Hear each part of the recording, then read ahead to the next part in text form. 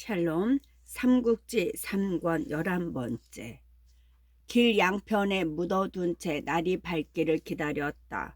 조조가 길을 버리고 험한 산속으로 들어가 버리자 바로 만나게 된 장수와 유표는 날이 밝는 대로 조조를 찾아 나섰다. 한 군데 험한 산속에 조조의 군사가 보이는데 그 수가 얼마 되지 않았다. 이는 필시 조조가 달아나고 의병을 세워둔 것일게요. 급히 뒤쫓읍시다. 이미 싸움에 져 쫓기는 조조가 유표까지 합세한 마당에 적극적인 공격으로 나올 리 없다고 판단한 장수는 그렇게 권했다. 유표도 그 말을 옳게 여겨 그대로 조조의 군사들이 매복하고 있는 험지로 이끌고 온 군사를 몰아넣었다. 유표와 장수의 군사들이 험지 깊숙이 들어왔을 때 조조는 미리 숨겨두었던 기병을 내어 들이쳤다.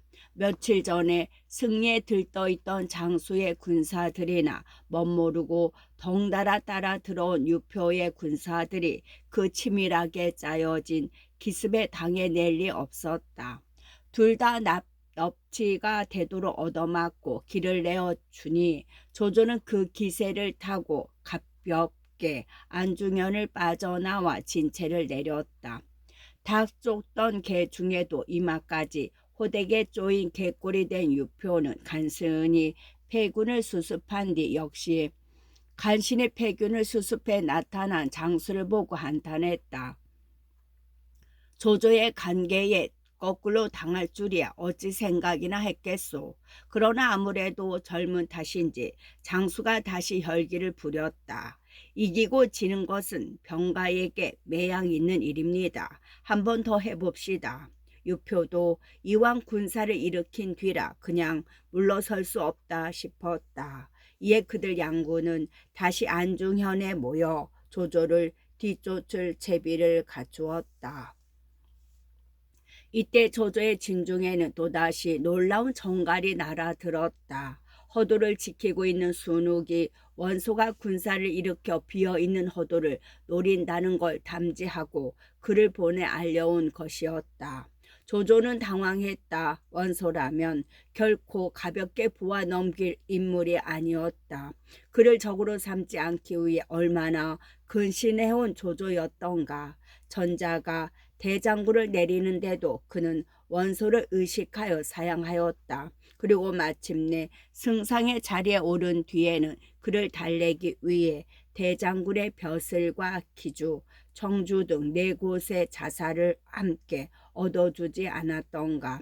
언젠가는 그와 전하를 두고 한판 승부를 겨루어야겠지만 그 마지막 순간까지는 적으로 삼고 싶지 않은 인물이 원소였다. 공소창과 해묵은 싸움에 묶여 있기에 그리고 표면적이나마 동맹 관계이기에 안심하고 떠나왔는데 이제 그가 움직이려 한다니 실로 걱정이 아닐 수 없었다. 그런 원소에 비하면 장수나 유표 따위는 안중에도 없었다. 이에 조조는 잠시 그들을 버려두기로 하고 그날로 군사를 돌려 허도로 향했다. 조조가 군사를 돌렸다는 소식을 담지한 세작이 나는 듯 장수에게 알렸다. 이때입니다. 급히 조조를 추격해야 합니다. 장수가 유표를 재촉하듯 말했다. 함께 있던 가후가 그런 장수를 말렸다. 뒤쫓으시면 아니되오. 뒤쫓다가는 반드시 낭패를 보게 되리라.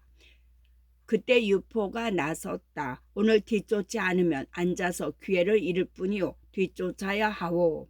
그리고 오히려 힘써 장수를 권했다. 이에 장수도 그토록 따르던 가후의 말을 어기고 유표와 나란히 만여 명을 이끌고 조조를 뒤쫓았다. 겨우 10여리쯤 갔을 때였다. 조조의 후대가 마치 기다렸다는 듯 유표와 장수의 군사를 들이쳤다. 뒤쫓는 데만 다급해 있던 이들 양군은 또 한 번 조조에게 호된 꼴로 당하고 쫓겨나는 수밖에 없었다. 반이라 줄어든 군사를 이끌고 돌아간 장수가 무한한 얼굴로 가우에게 말했다.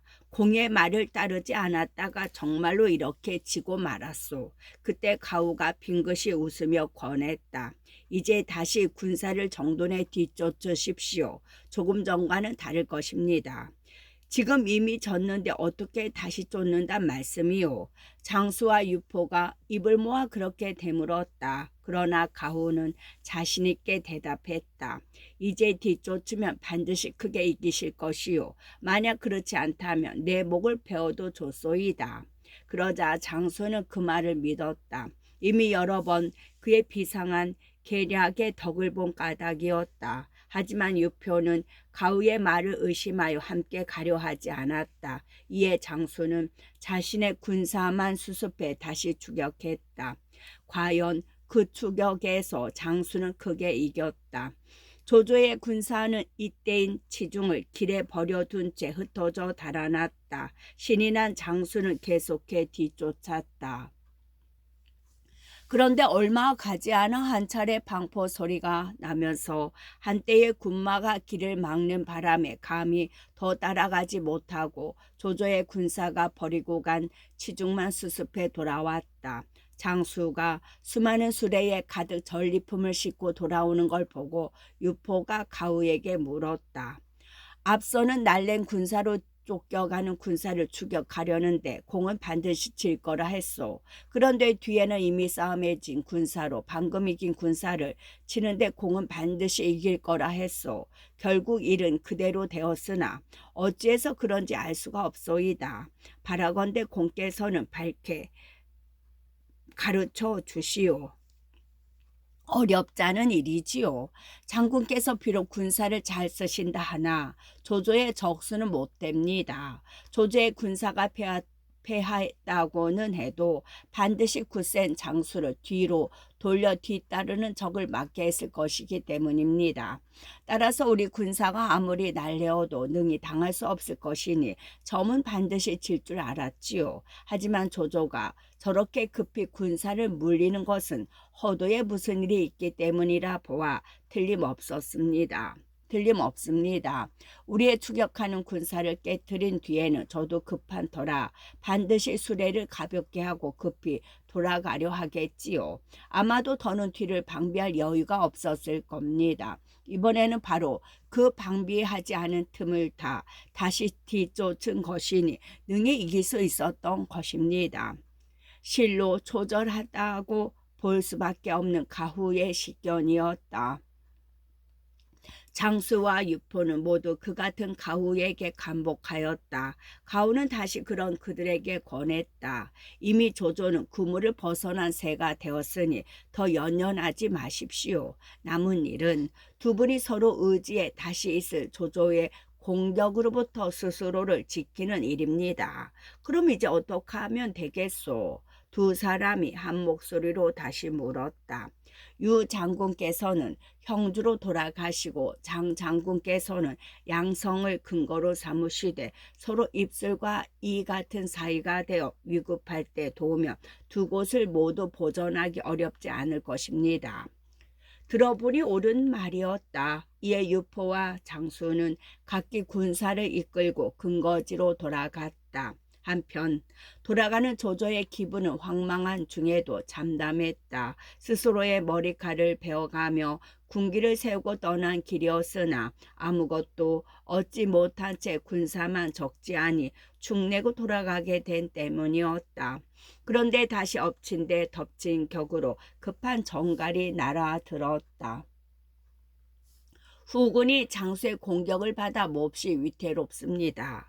한번 호된 꼴을 당한 걸로 다시는 추격이 없을 줄 믿었던 조조는 그 말에 놀랐다. 급히 장졸들을 이끌고 몸을 돌려 구하러 갔다. 가보니 이미 장수는 물러가고 쫓겨온 후군들이 이상한 말을 했다. 만약 산 뒤에서 한때의 인마가 나타나 장수의 길을 막지 않았더라면 저희들은 모조리 사로잡히고 말았을 것입니다.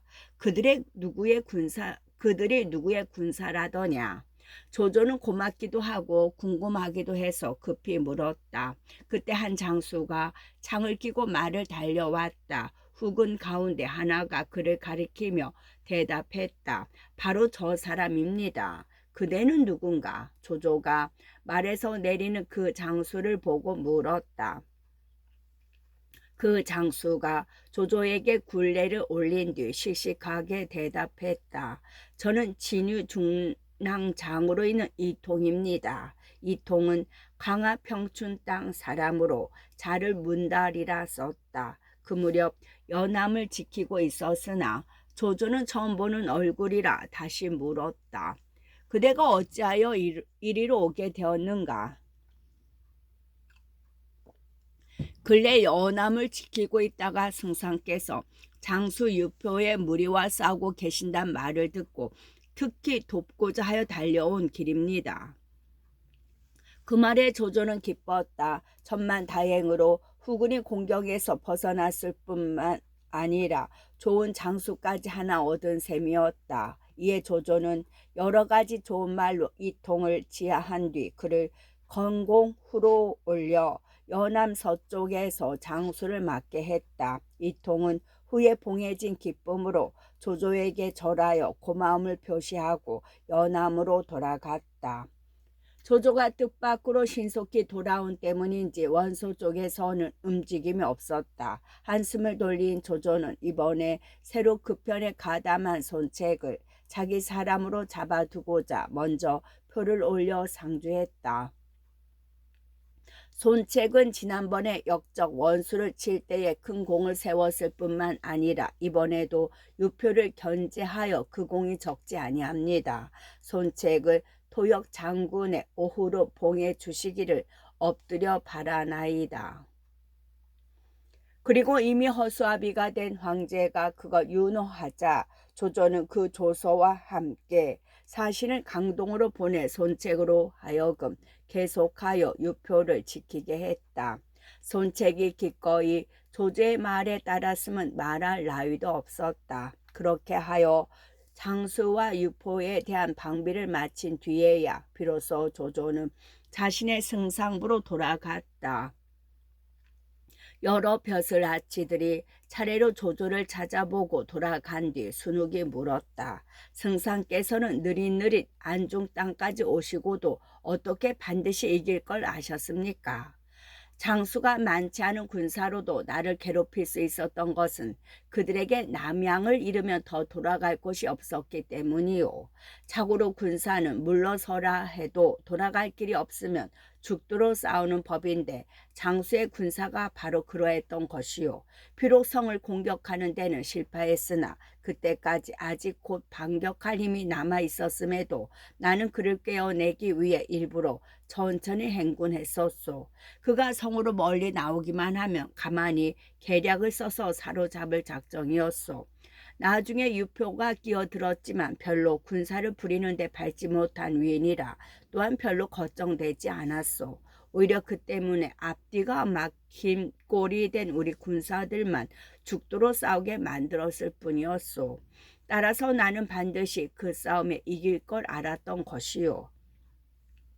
그러자 순옥은 조조의 놀라운 병약에 감탄해 절로 그 앞에 머리를 수그렸다. 그때 마침 곽가가 들어왔다.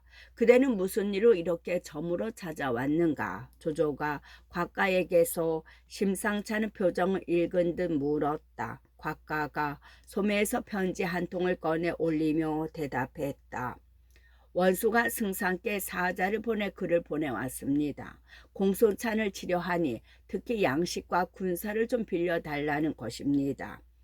듣기로 원수는 내가 없는 틈을 타 허도를 엿보았다. 그런데 이제 내가 돌아오고 나니 난전을 피우는 게 아닌가? 조조는 그렇게 말하며 글을 펴보았다. 별로 달갑지 못한 부탁에 문투까지 교만하기 짝이 없었다. 원소가 이토록 무례할 수 있겠는가? 하지만 그를 치료해도 힘이 모자라니 실로 한스럽다. 어떻게 하면 좋겠나? 읽기를 마친 조조가 분한 듯 곽가에게 물었다. 곽가가 빙긋이 웃으며 대답했다. 승상께서는 너무 상심하지 마십시오. 원소란 그렇게 대단한 인물이 못 됩니다. 그게 무슨 소린가? 조조가 알 수 없다는 눈길로 곽가를 쳐다보며 다시 물었다. 그도 그럴 것이. 그 무렵 원소의 세력은 기주 정주를 비롯한 내주에 걸치고 군사는 100만을 일으킬 수 있다고 호언하고 있었기 때문이었다. 그러나 곽가는 원소가 안중에도 없다는 듯 대답했다. 한 고조가 힘으로는 항우에게 당해내지 못했음은 주공께서도 알고 계실 것입니다. 다만 지략이 나아 항우가 더 강했으나 마침내 한 고조에게 사로잡히고 말았습니다. 지금 주공과 원소 또한 그와 같으니 주공께서는 10가지 이길 것이 있고 원소에게는 10가지 질 것밖에 없습니다. 비록 원소의 세력이 성하나 반드시 두려워할 일만은 아닙니다. 내가 10가지 이길 것이 있고 반대로 원소는 10가지 질 것이 있다니 그게 무슨 말인가?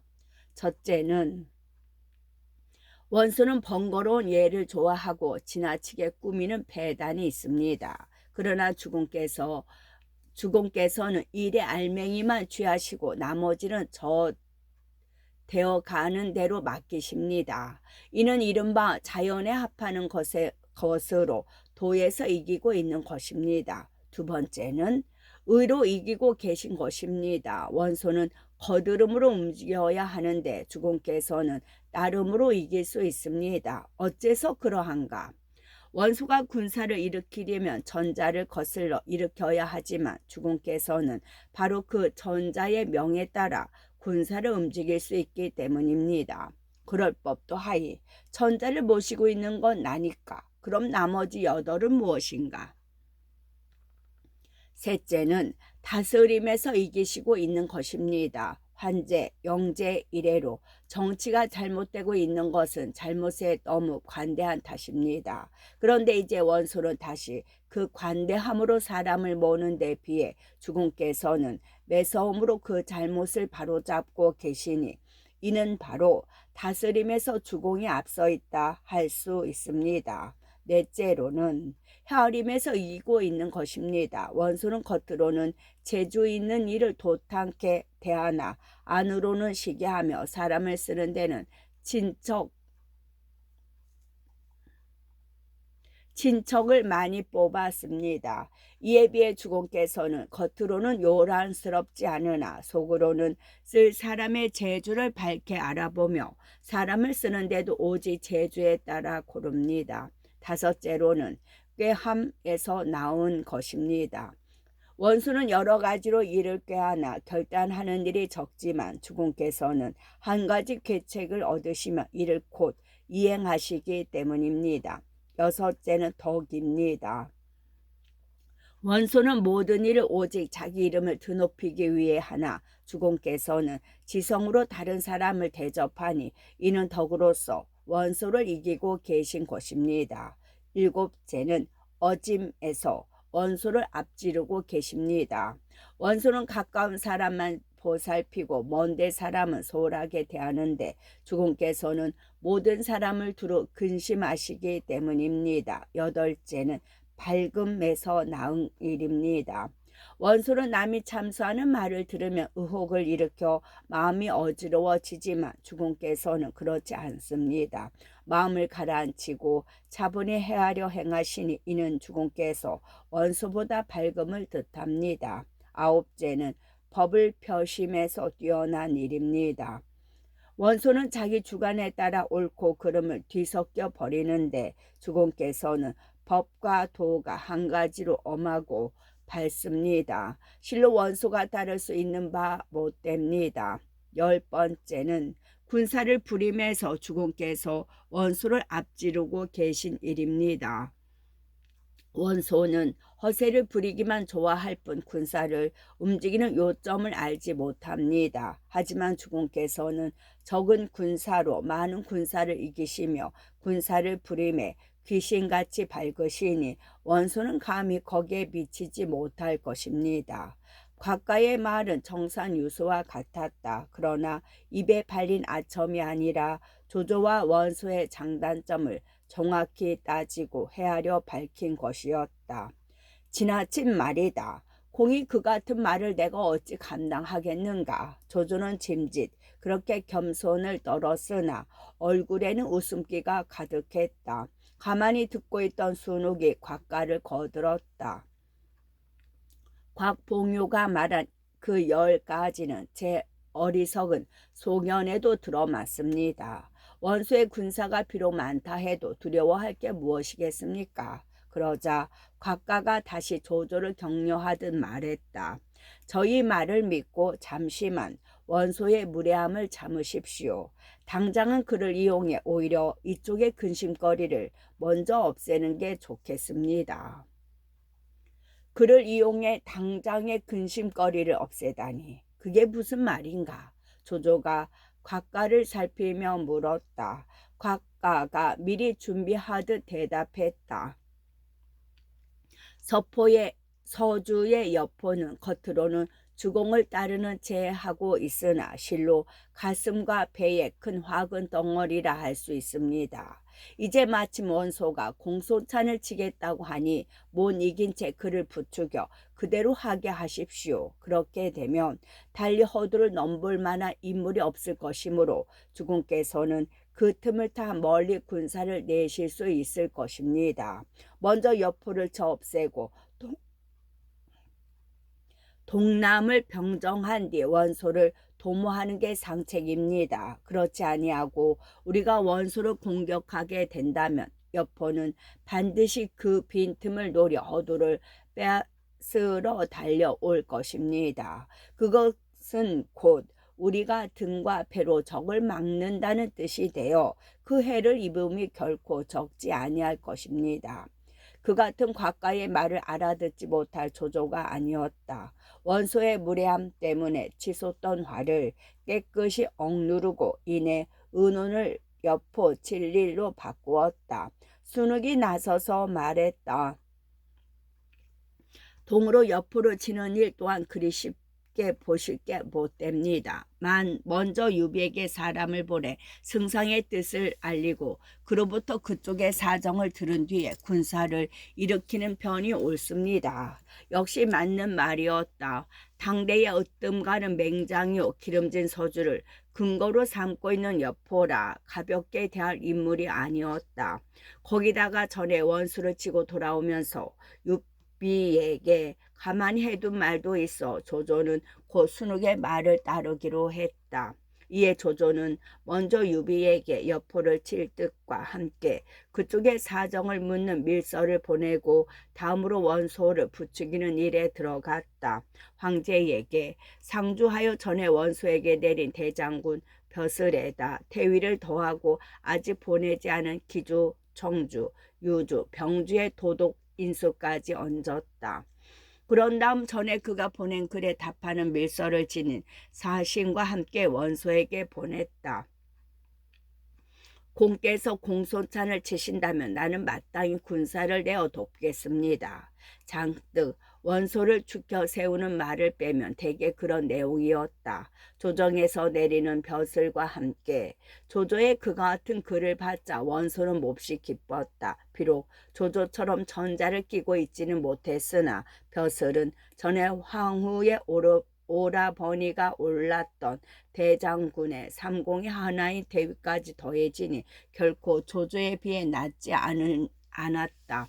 거기다가 조조가 발끈하리라 생각하며 쓴 글에 답장도 마치 윗사람에 올리는 것처럼 공손하고 강곡하기 그지없었다. 조조는 나를 두려워하고 있다. 마지막에 군사와 식량까지 보내겠다는 내용까지 읽자 원소는 그렇게 결론을 내렸다. 조조가 지나치게 강성해지는 걸 꺼렸던 것은 기우로만 여겨졌다. 그렇게 되면 먼저 쳐 없애야 할 것은 당연히 여러 해를 두고 싸워온 공소찬이었다. 들리는 말로 그 무렵 공소찬은 안주와 만심의 기색을 완연히 드러내고 있었다. 원소가 보낸 장수들을 여러 차례 두들겨 쫓아보내고 세력이 북방 6주에 미치면서부터 조금씩 드러나기 시작하던 약점이었다. 이에 원소는 먼저 공소찬부터 저 없애기로 하고 여러 장수들에게 영을 내렸다. 이번에는 내 몸소 앞장서 공소찬을 치리라. 장졸들은 반드시 힘을 다해 그를 사로잡을 수 있도록 하라. 그리고 날랜 군사 10여만과 여러 장수들을 이끌고 스스로 북정에 올랐다. 꿈은 다시 전진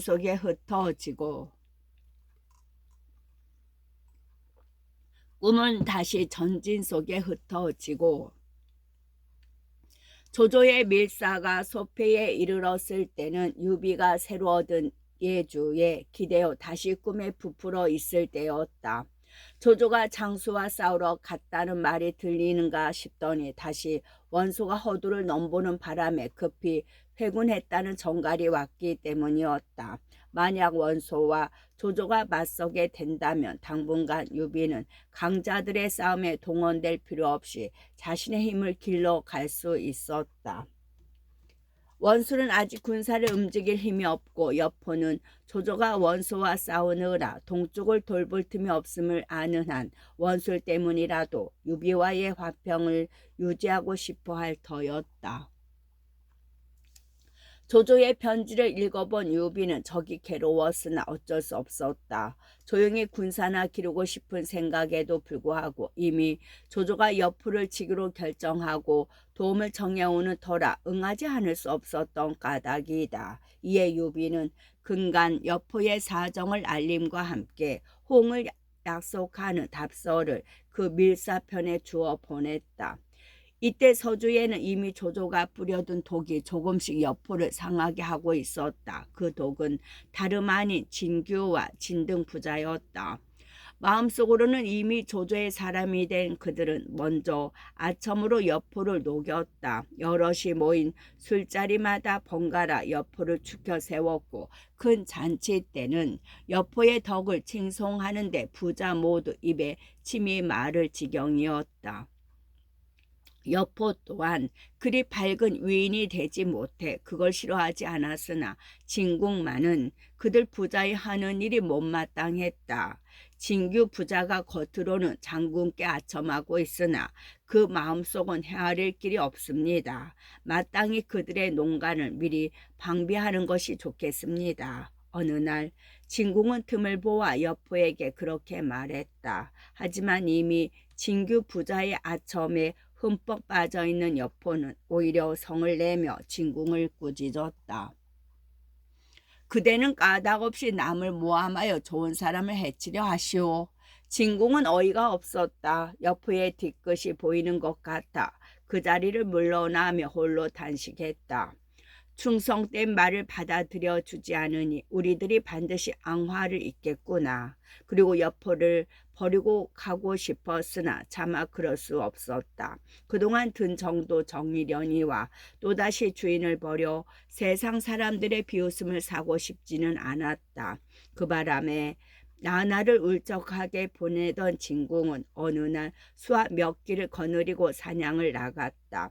울적함도 풀고 바람도 쏘일 겸 소패 쪽으로 나간 것인데 거기서 이상한 일을 보게 되었다. 관도 위에서 한 마리 영마가 나는 듯 그들을 앞질러 달려가는 것이었다. 얼른 보면 이상할 것도 없지만 말 위에 단자가 까닭없이 허둥대는 것이 문득 진궁의 의심을 일으켰다. 저자를 잡아라. 진궁은 자신도 모르게 데리고 간 수하들에게 소리쳤다. 그리고 오래전에 붙들려 온 자에게 물었다. 너는 어디서 어디로 가는 사자이냐? 그런데 이상한 것은 그 사자였다. 자기를 붙든 것이 여포의 부하인 걸 알자 갑작스레 당황하며 대답을 하지 못했다. 진궁은 졸개들을 시켜 그의 몸을 샅샅이 뒤져보도록 했다. 그러자 봉서 한 통이 나왔는데 뜻밖에도 유비로부터 조조에게로 가는 것이었다. 진궁은 그 글을 뜯어보지 않아도 내용을 짐작할 만했다. 조조고 유비고 명목상으로는 모두 여포와 한편이었다. 그런데도 그들의 사자가 여포의 사람인 자기를 그토록 두려워하며 피하려 한 데는 반드시 까닭이 있었을 것이고, 또 까닭이 있다면 그것은 틀림없이 여포를 해치려는 음모이기 때문일 것이다. 이에 진궁은 사로잡은 사자를 끌고 여포에게 돌아가 빼앗은 밀서와 함께 바쳤다. 이게 무엇이오? 그리고 저자는 누구요? 여포가 의아로운 눈길로 물었다. 유비가 조조에게로 보내는 밀서입니다. 오늘 사냥을 나갔다가 우연히 저자를 만났는데 거동이 수상쩍기로 잡아서 뒤져보니 이 글이 나왔습니다. 그제야 여포도 심상찮은 느낌이 들었던지 급히 끌려온 사자에게 물었다. 이 글이 어디서 난 것이냐? 그러자 사자가 부들부들 떨며 대답했다. 조승상께서 저를 뽑아 유예주께 글을 내리셨기로 그 글을 전하고 답서를 받아가는 길입니다. 유예주는 여주목 유비를 말합니다. 그러나 그 안에 무엇이 쓰여 있는지는 저는 모르고 있습니다. 그 말에 여포는 피봉을 뜯고 유비가 조조에게 보내는 글을 세밀히 읽었다. 밝으신 명을 받들었으니 여포를 도모하는 일이 어찌 주야로 마음쓰지 않을 수 있겠습니까? 다만 이 비가 군사는 보잘것없고 장수도 적어 감히 가볍게 움직이지 못했을 따름입니다. 하오나 만일 승상께서 크게 군사를 일으키신다면 비는 마땅히 그 선봉이 될 것입니다. 군사를 엄히 단속하고 싸울 채비를 다하여 오직 그 신명이 다시 이를 때까지 기다릴 따름입니다. 글의 내용은 대강 그랬다. 읽기를 마친 여포는 놀람과 분노로 소리쳤다. 조조 그 역적놈이 감히 이럴 수 있느냐. 그러고는 졸개들에게 명하여 그 사자를 목베게 한 뒤 진군과 장패를 시켜 먼저 자신을 도와 싸울 패거리부터 모으게 했다. 태산에 자리 잡고 있는 도적대의 우두머리 손관, 오돈, 율례, 창의 등이었다. 진군과 장패가 그들 꿰어 들이자 여포는 먼저 그들로 하여금 동쪽으로 나아가 산동과 연주의 여러 군들을 빼앗게 하고 다음에는 고순과 장요에게 군사를 주어 유비를 치고 소패성을 빼앗게 했다. 송황과 위속은 서쪽으로 나아가 연암과 영천을 치게 했으며 자신은 친히 중군이 되어 그들 세 갈래 군마의 뒤를 받쳐주기로 했다. 고순과 장요가 군사를 이끌고 소패로 쳐들어오고 있다는 소식은 곧 유비에게도 전해졌다. 조조에게로 보낸 밀서가 엉뚱하게도 여포의 손에 들어간 줄 아직 모르는 유비는 의아스러운 가운데 놀라 무리를 모아놓고 의논했다. 손건이 먼저 의견을 내놓았다. 까닭은 알 수 없으나 어쨌든 여포가 군사를 낸 것은 분명하니 먼저 조조에게 위급을 알리는 것이 좋겠습니다. 유비가 마다할 까닭이 없었다. 여포의 무서움을 누구보다 잘 아는 그라 낯새까지 변하며 좌우에게 물었다. 방금 서주에 군사가 몰려오고 있는데 누가 허도로 가서 위급을 알리겠소? 그때 계단 아래에서 한 사람이 나섰다. 제가 다녀오겠습니다. 유비가 반가운 눈길로 보니 간웅이란 사람이었다. 유비와는 같은 고향 사람으로 그 무렵 막빈으로 와 있었는데 스스로 그 일을 떠맡아 나선 것이었다. 유비는 관웅에게 급히 글 한 통을 낚아 그날 밤으로 허도를 향해 달려가게 한 뒤 농성할 준비에 들어갔다. 성을 지키는 데 필요한 기구며 무기를 정돈하고 자신은 남문, 송건은 북문, 관우는 서문, 장비는 동문하는 식으로 각기 하나씩 문을 맡아 지키기로 했다. 그리고 미축과 그 아우 미방에게는 중문을 맡아 그 두 아내와 가솔들을 보호하게 했다. 미축과 미방이 그의 둘째 아내인 미부인의 오라비들이니 남보다 나으리라 여겨 그들에게 가솔을 맡긴 셈이었다. 먼저 소패에 이른 것은 여포의 장수 고순이 이끈 군사들이었다. 유비는 성 위에 있는 누각에 올라 고순을 내려보며 소리쳤다. 나와 봉서는 서로 틈이 벌어질 일이 없는데 어찌하여 어떻게 군사를 이끌고 왔느냐. 고순이 성난 목소리로 맞받았다. 네 놈은 조조와 손을 잡고 우리 조공을 해치려 하였다. 이제 일이 이미 다 드러났으니 어서 내려와 포박을 받아라. 그러고는 곧 군사를 몰아 거세게 성을 공격하기 시작했다. 유비는 굳게 성문을 닫아 걸고 오직 지킬 뿐 나가 싸우지 않았다. 조조의 구원이 이를 때까지 기다리고자 함이었다. 이튿날 장효가 이끈 군사들도 소패에 이르렀다. 장효는 고순이 공격하고 있는 남문을 버려두고 서문 쪽으로 달려들었다. 성 위에서 바라보던 관우가 점잖게 물었다. 공은 보아하니 의표가 속되지 아니한데 무슨 까닭으로 역적에게 몸을 맡기시었소. 그 말에 장효는 문득 머리를 수그리며 대답을 못했다. 관우도 그가 비록 여포 아래 있어도 충의가 남아있는 사람임을 알아보고 더는 나쁜 말로 장효의 심사를 건드리지 않았다. 역시 유비처럼 굳게 성문을 닫아 걸고 안에서 지키기만 할 뿐이었다. 관우가 싸움을 받아주지 않자 장효는 다시 동문으로 군사를 옮겼다. 동문을 지키고 있던 장비가 얼른 군사를 이끌고 나가 싸우려 했다. 한동안 싸움이 없어 온몸이 근질거리던 장비이고 보니 당연한 일이기도 했다. 그 말을 들은 관우가 급히 동문으로 달려가 보니 장비가 막 성문을 열고 뛰쳐나가고 있었다. 그러나 장효는 이번에도 별로 싸울 생각이 없는지 한번 공격하는 채만 한 뒤 다시 군사를 물리는 중이었다. 그걸 뒤쫓으려는 장비를 관우가 급히 성 안으로 불러들였다. 저놈이 내가 겁이 나서 달아나는데 왜 뒤쫓지 말라고 하시오. 장비가 돌아와 말리는 관우에게 불퉁거렸다. 관우가 조용히 달렸다. 저 사람의 무예는 결코 너보다 아래가 아니다. 다만 내가 한 바른 말을 듣고 스스로 부끄러운 마음이 일어 우리들과 싸우려 들지 않을 뿐이다. 그런 사람을 구태여 핍박해서는 아니 된다.